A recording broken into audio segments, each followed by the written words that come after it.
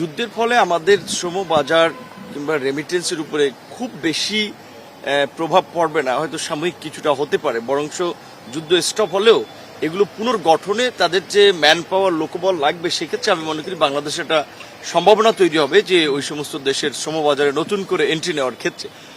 আর সিন্ডিকেটের কথা বাংলাদেশের প্রেক্ষাপটে যেটা আমরা অনেকদিন ধরে দেখে আসছি, কিছু কিছু জায়গায় কিছু লোক মনোপলি করে কাজ করে, সেক্ষেত্রে অনেক জায়গায় কিন্তু আমাদের নিয়ন্ত্রণ থাকে না। যেমন সিঙ্গাপুরে 6টা কোম্পানি ট্রেনিং এর মাধ্যমে তারা লোক পাঠায়, 6টা কোম্পানির ট্রেনিং অথরাইজেশন আছে।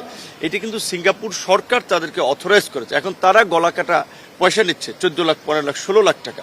ওইখানে কিন্তু সিঙ্গাপুর সরকার অথরাইজ করায় আমরা কিন্তু কিছু করতে পারছি না। তবে আমরা জনগণকে একটু স্বস্তি দেওয়ার জন্য কিংবা এই সিন্ডিকেটটা ভাঙার জন্য আমরা সরকারি চ্যানেলে চিঠি দেওয়া, দেখা সাক্ষাৎ করা, নোট ভার্বাল দেওয়া, এর মাধ্যমে এই সমস্ত সিন্ডিকেটগুলো ভাঙার একটা চেষ্টা করছে। এবং ওই যে এই জন্যই অভিবাসন ব্যয়টা নির্ধারণ করে দিচ্ছে, যে সরকার যখন নির্ধারণ করে দেবে সিঙ্গাপুরে যাওয়ার ক্ষেত্রে, সে ফর এক্সাম্পল আপনার 2 থেকে 3 লাখ টাকা আপনার মধ্যে ব্যয় নিষ্পত্তি করতে হবে, তখন তো আপনি চাইলেও বেশি ব্যয় নিতে পারবেন না। আর মালয়েশিয়া নিয়ে দীর্ঘদিন ধরে একটা অভিযোগ ছিল।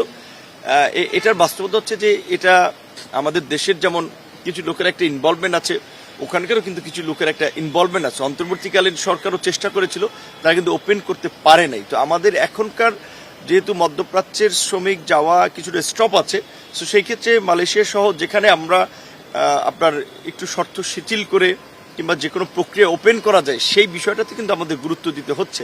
সেই ক্ষেত্রে মালয়েশিয়ার সরকারি অফিসিয়াল পর্যায়ে আলাপ আলোচনা হচ্ছে।